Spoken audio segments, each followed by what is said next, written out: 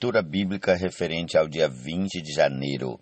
Gênesis 41, a partir do versículo 16 até o capítulo 42, versículo 17. Mateus capítulo 13, versículos 24 a 46.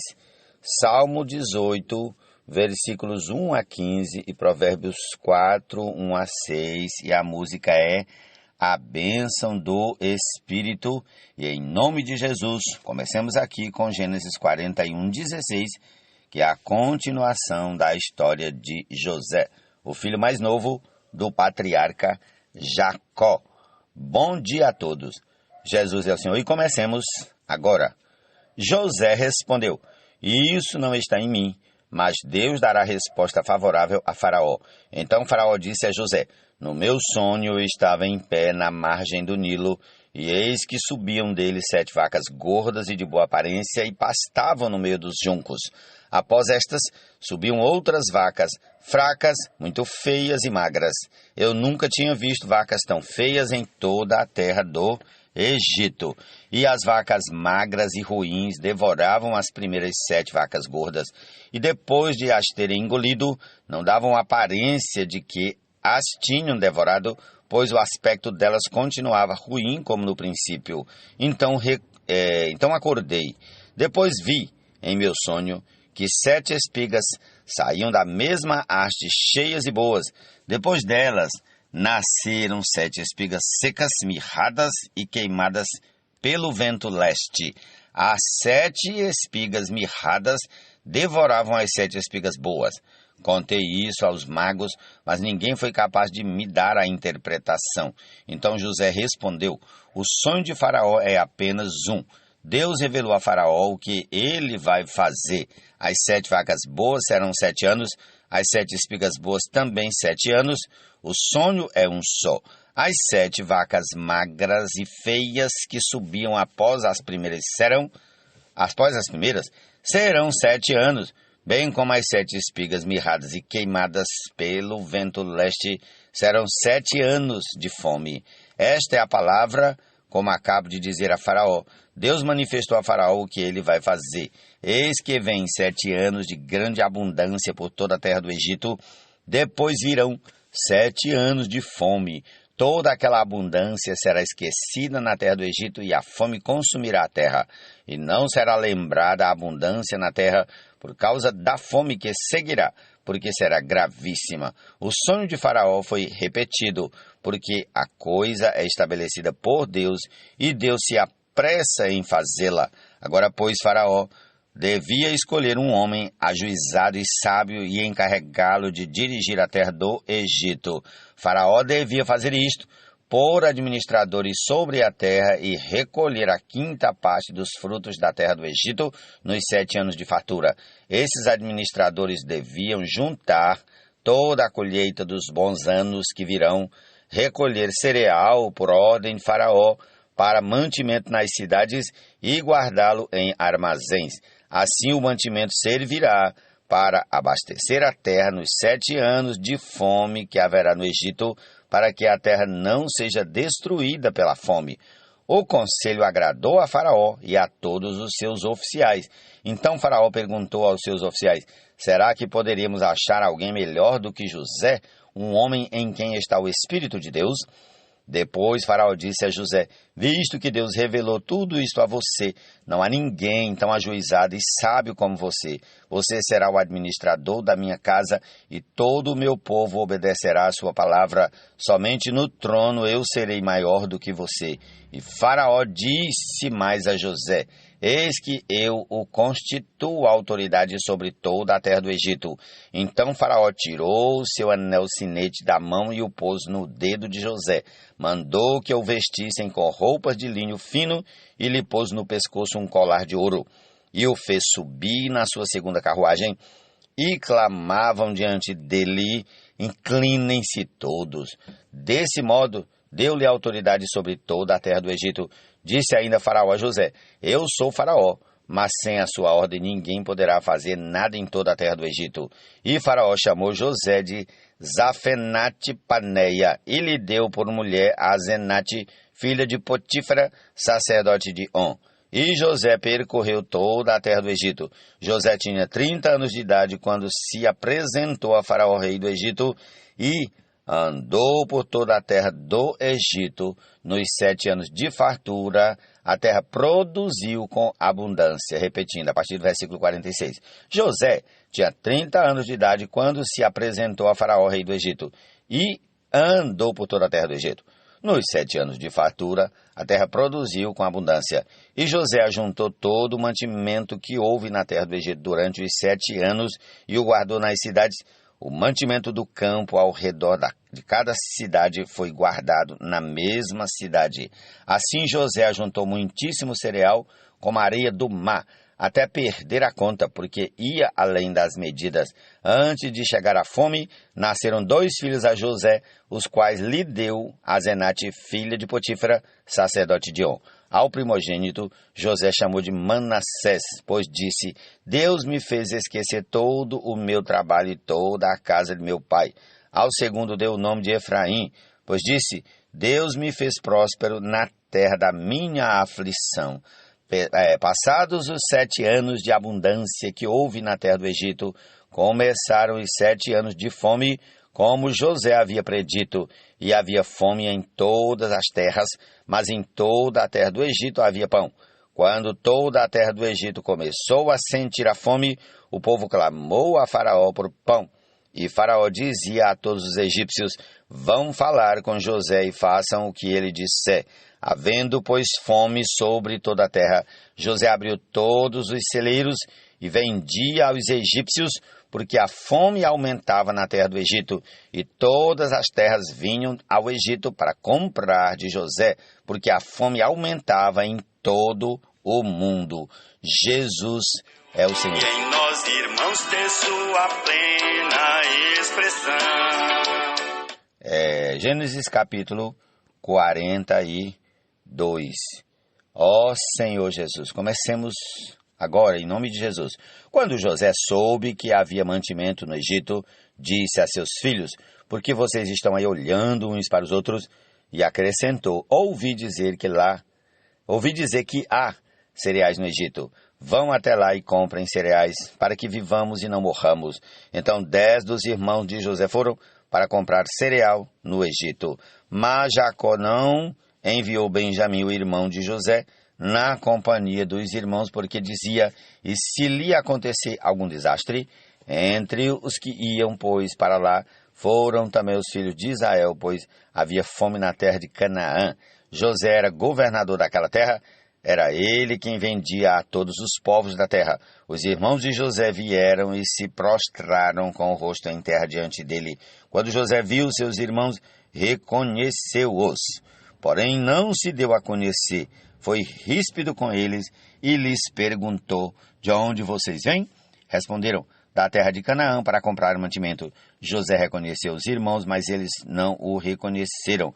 Então José se lembrou dos sonhos que teve a respeito deles e lhes disse: Vocês são espiões e vieram para ver os pontos fracos da terra. Eles responderam: Não, meu senhor, estes seus servos vieram só para comprar mantimento. Somos todos filhos de um mesmo homem, somos homens honestos. Estes seus servos não são espiões.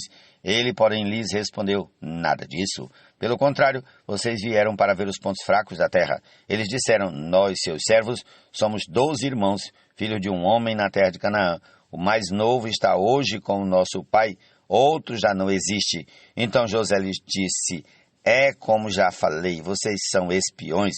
Nisto vocês serão provados. Juro pela vida de Faraó que vocês não sairão daqui sem que primeiro venha o irmão mais novo de vocês. Enviem um de vocês que busque o seu irmão.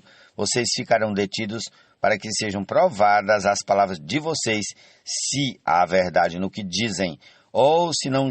Juro pela vida de Faraó que vocês são espiões. E deixou todos presos por 3 dias. No terceiro dia, José lhes disse: Façam o seguinte e viverão, pois temo a Deus. Se são homens honestos, que um de vocês fique detido aqui onde estão presos, os outros podem ir, levando cereal para matar a fome das suas famílias, e tragam-me o seu irmão mais novo, com o que serão verificadas as palavras de vocês, e vocês não morrerão. E eles se dispuseram a fazê-lo. Então disseram entre si: na verdade estamos sendo castigados por causa de nosso irmão, pois vimos a angústia da sua alma quando nos pedia, e não lhe demos ouvidos. Por isso nos sobrevém agora esta ansiedade. Rúben respondeu-lhes: não é verdade que eu disse, não pequem contra o jovem, mas vocês não quiseram me ouvir, pois agora estão vendo que o sangue dele está sendo requerido de nós. Eles, porém, não sabiam que José os entendia, porque lhes falava por meio de um intérprete. E, retirando-se deles, José chorou. Depois, voltando para junto deles, lhes falou outra vez. Escolheu Simeão e o algemou na presença deles.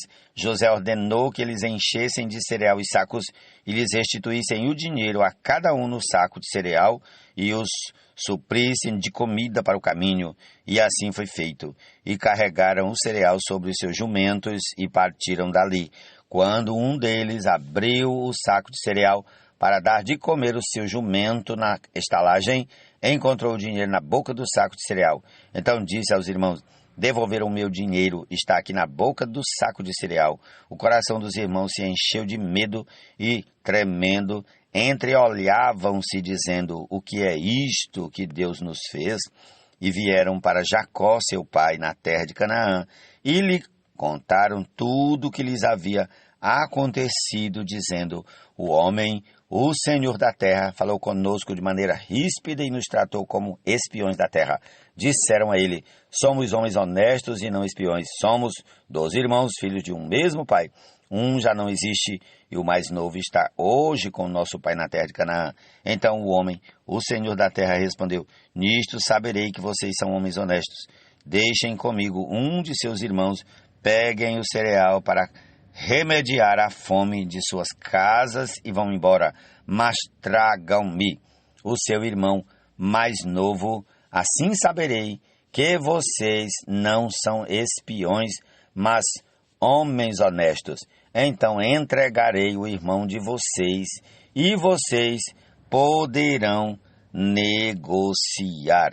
Jesus é o Senhor.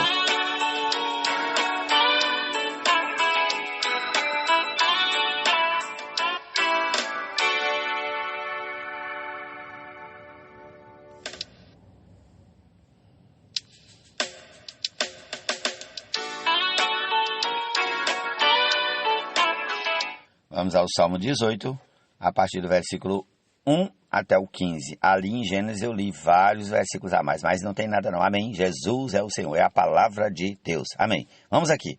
Eu te amo, ó Senhor, força minha. O Senhor é a minha rocha, a minha fortaleza, o meu libertador, o meu Deus, o meu rochedo em quem me refugio, o meu escudo, a força da minha salvação, o meu alto refúgio. Invoco o Senhor, digno de ser louvado, e serei salvo dos meus inimigos.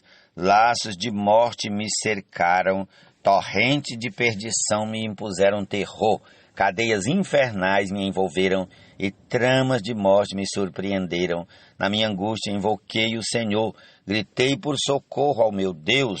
Do seu templo ele ouviu a minha voz, e o meu clamor chegou aos seus ouvidos. Então a terra se abalou e tremeu. Vacilaram também os fundamentos dos montes e se abalaram, porque Deus estava irado. Das suas narinas subiu fumaça, e fogo devorador saiu da sua boca. Dele saíram brasas ardentes.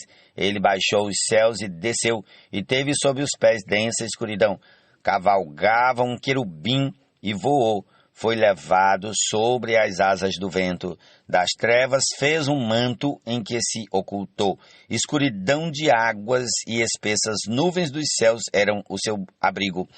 Do resplendor que diante dele havia, as densas nuvens se desfizeram em granizo e brasas de fogo. O Senhor trovejou nos céus. O Altíssimo levantou a sua voz, e houve granizo e brasas de fogo. Atirou as suas flechas e espalhou os meus inimigos, Repetindo, versículo 14. Atirou as suas flechas e espalhou os meus inimigos, multiplicou os seus raios e os dispersou. Então se viu o leito das águas e se descobriram os fundamentos do mundo pela tua repreensão, Senhor, pelo sopro impetuoso das tuas narinas. Jesus é o Senhor. Cabeçou, o Espírito nos selou e penhorou, a promessa sim se cumprirá, nos garante o selo e o penhor. Provérbios 4, a partir do versículo 1. Filhos, escutem a instrução do Pai, estejam atentos para que obtenham o entendimento, porque eu lhes dou boa instrução. Não abandonem o meu ensino. Quando eu era menino em companhia de meu pai, uma criança inexperiente, mas única aos olhos de minha mãe, ele me ensinava e me dizia que o seu coração retenha as minhas palavras, guarde os meus mandamentos e você viverá. Adquira a sabedoria, adquira o entendimento, não se esqueça nem se afaste das minhas palavras, não abandone a sabedoria e ela guardará você, ame-a e ela o protegerá. Provérbios 4, 1 a 6. Exclusivamente para o seu louvor. Assim também nossa garantia é o penhor de que a nós se deu o Salvador e nos transformará em amor e nos... Mateus 13, a partir do versículo 24. Jesus lhes propôs outra parábola, dizendo: o reino dos céus é semelhante a um homem que semeou boa semente no seu campo. Mas enquanto todos estavam dormindo, veio o inimigo dele, semeou o joio no meio do trigo e foi embora. E quando as plantas cresceram e produziram fruto, apareceu também o joio. Então os servos do dono da casa chegaram e disseram: patrão, o Senhor não semeou boa semente no seu campo? De onde então vem o joio? Ele, porém, lhes respondeu: um inimigo fez isso. Mas os servos lhe perguntaram: o Senhor quer que a gente vá e arranque o joio? O dono da casa respondeu: não. Porque, ao separar o joio, vocês poderão arrancar também com ele o trigo. Deixem que cresçam juntos até a colheita. E no tempo da colheita, direi aos ceifeiros: ajuntem primeiro o joio e amarrem-no em feixes para ser queimado, mas recolham o trigo no meu celeiro. Jesus lhes propôs outra parábola, dizendo: o reino dos céus é semelhante a um grão de mostarda que um homem pegou e plantou no seu campo.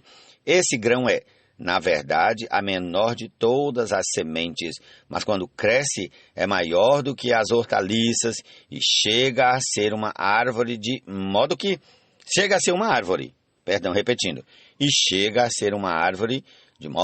as aves do céu vêm se aninhar nos seus ramos. Jesus lhes contou ainda outra parábola. O reino dos céus é semelhante ao fermento que uma mulher pegou e misturou em 3 medidas de farinha até ficar tudo levedado. Jesus disse todas estas coisas às multidões por parábolas, e sem parábolas nada lhes dizia. Isso aconteceu para se cumprir o que foi dito por meio do profeta. O que foi dito, versículo 35, repetindo: isso aconteceu para se cumprir o que foi dito por meio do profeta. Abrirei a minha boca em parábolas, publicarei coisas ocultas desde a criação do mundo. Então, despedindo as multidões, Jesus foi para casa e, aproximando-se dele, os seus discípulos disseram: explique-nos a parábola do joio e do campo. E Jesus respondeu: o que semeia a boa semente é o filho do homem, o campo é o mundo. A boa semente são os filhos do reino, o joio são os filhos do maligno, o inimigo que o semeou é o diabo, a colheita é o fim dos tempos, e os ceifeiros são os anjos. Pois, assim como o joio é colhido e jogado no fogo, assim será no fim dos tempos.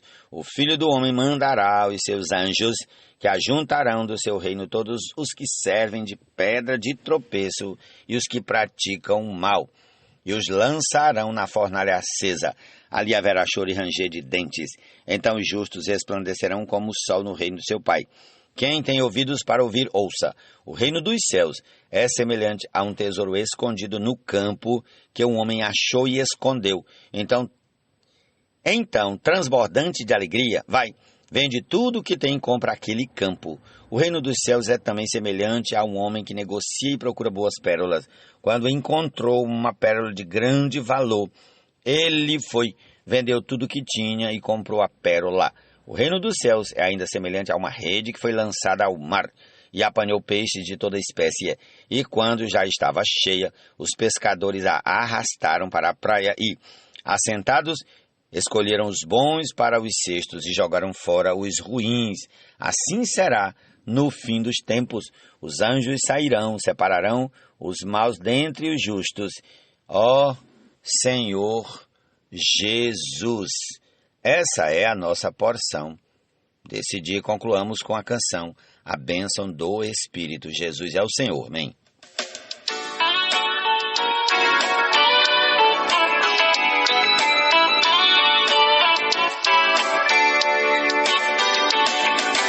Quando a palavra da verdade ouvimos, o Evangelho da nossa salvação, também nele crido, além de salvos selados fomos,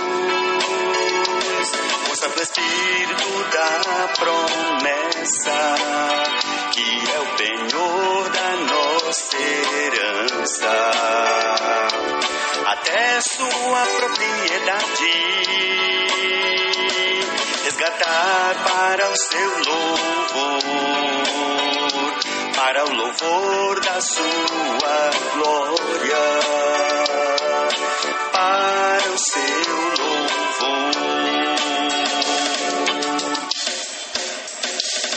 O selo é a garantia do Senhor, de que Ele nos comprou exclusivamente para o seu louvor. Assim também nossa garantia é o penhor, de que a nós se deu o Salvador e nos transformará em amor e nos resgatará para o seu louvor.